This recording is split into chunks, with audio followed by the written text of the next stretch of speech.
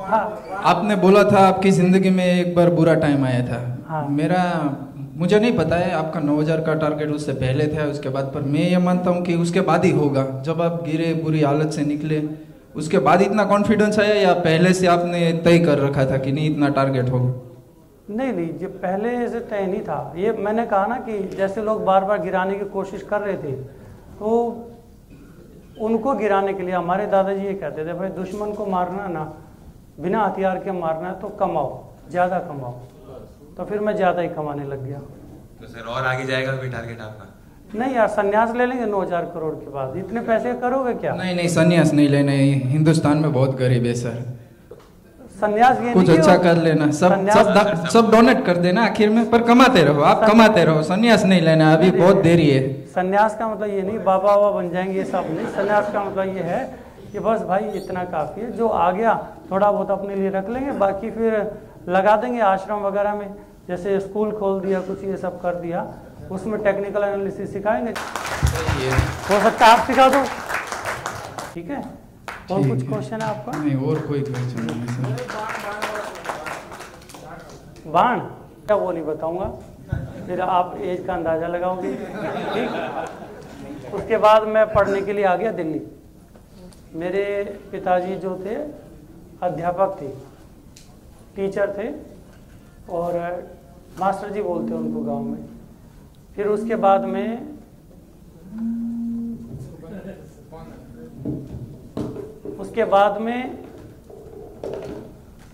वो बैंक में लग गए, ऑफिसर लग गए। फिर इधर आ गए, दिल्ली आ गए। यहाँ पर जनकपुरी में उनका ऑफिस था, बैंक था।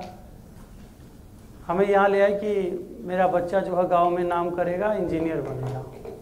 हर एक की ख्वाहिश होती है, गांव में कोई इंजीनियर था नहीं था, और ये बहुत बड़ी बात थी कि मेरे को इंजीनियर बना दे। पढ़ाया लिखाया। अच्छा, एक चीज़ होती है कि जो टीचर होते हैं ना, वो बहुत कंजूस होते हैं, जी सर, है ना? और जो बैंकर होता है वो भी कंजूस होता है, और मेरे पिताजी दोनों ही थे। मैं सारा श्रेय अपने फादर को देता हूँ कि जो भी आज मैं आप लोगों के सामने आके ऐसे बोल रहा हूँ, बेझिझक बोल रहा हूँ, वो सारा श्रेय और जो भी कमा रहा हूँ वो उन्हीं को देता हूँ। हमारा 100 लोगों का परिवार है, जॉइंट फैमिली थी, और फादर सबसे ज़्यादा पढ़े लिखे थे। जो भी इनकम होती थी वो गांव में जो दादाजी थे हमारे, उनको दे देते थे, और जो आधी सैलरी बचती थी उसमें हम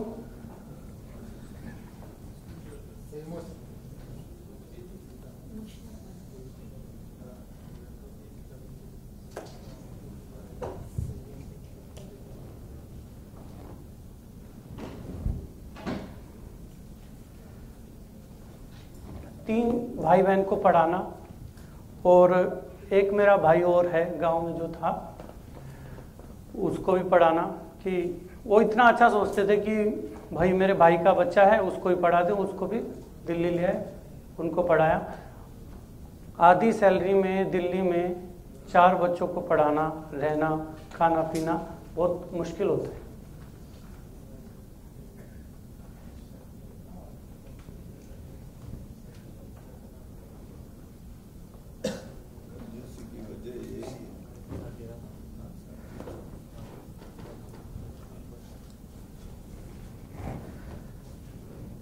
दिल्ली आ गए तो इच्छा होती है हर किसी की,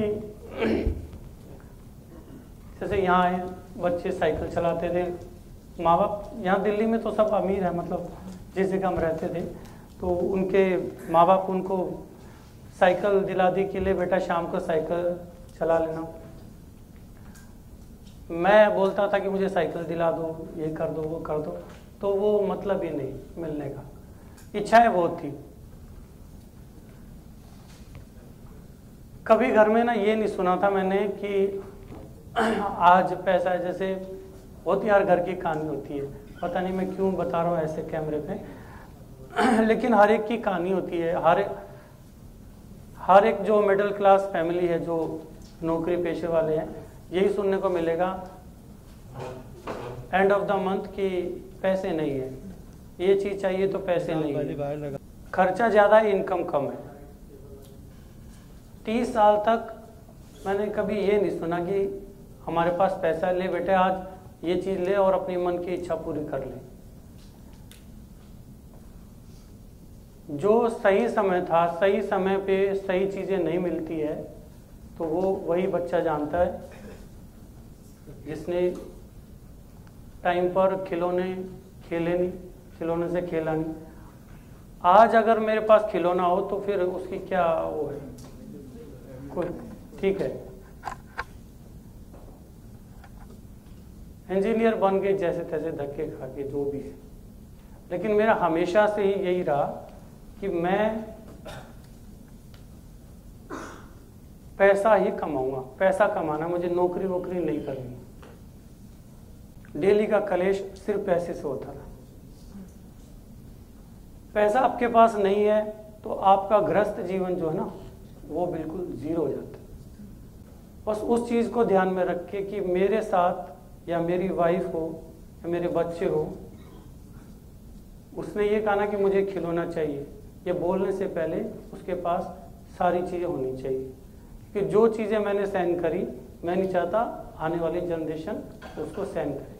उन्होंने सबका सोचा कि मेरे भाई का बच्चा जो है वो ऐसा हो जाए। मेरा भी ये कि हमारा 100 लोगों का परिवार है। 100 लोगों के परिवार में उनके भी जो बच्चे पैदा हो ना आगे कई वर्षों तक किसी को भी पैसे की दिक्कत ना है। मैं कुछ ऐसा करके जाना चाहता हूं कि सबका, जितने भी मेरे परिवार से जुड़े हुए हैं, जो हमारी फैमिली है,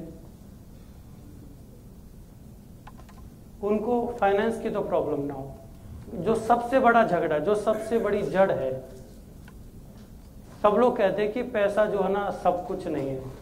ऐसे ही कहते ना भाई, मेरे लिए तो ये है, पैसा सब कुछ है।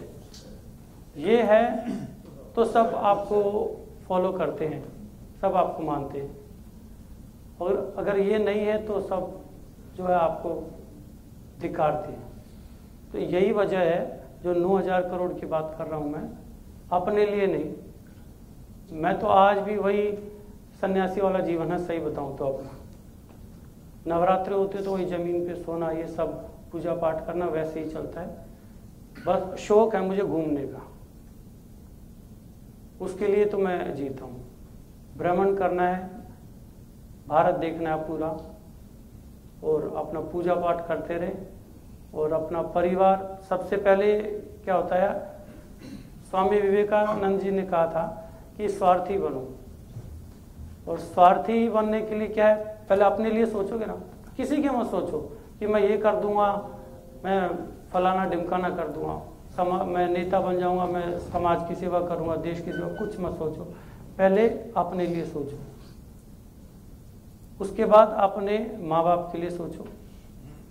मैंने अपने लिए सोचा तो कुछ कर लिया, फिर माँ बाप के लिए सोचा तो अब वो भी हो गया, फिर अपने परिवार, कुटुंब, उसके लिए सोचो, उसके बाद पड़ोसी, फिर आपका गांव, फिर आपका स्टेट, फिर आपका देश। ये स्वामी विवेकानंद जी कह के गए थे, तो थोड़ा सा उनको फॉलो करता हूँ और उसी रास्ते पे चल रहा हूँ। बस यही मेरी जीवनी है। और